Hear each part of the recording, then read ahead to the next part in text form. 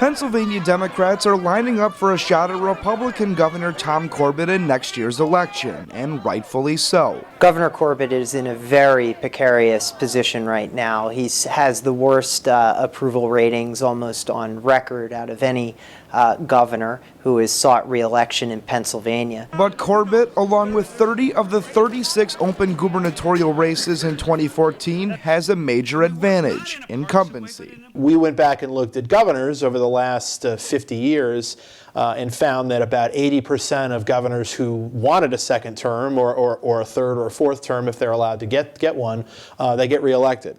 According to a University of Virginia study, since 1960, 4 out of 5 governors who have made it to the ticket have been reelected.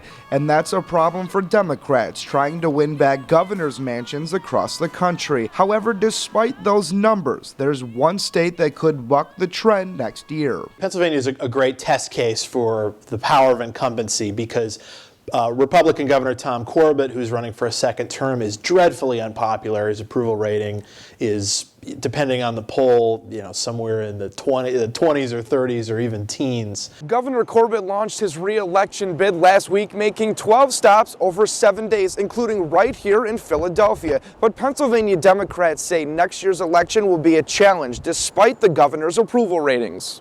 Tom Corbett can still win. It'll be very difficult for him to win, though.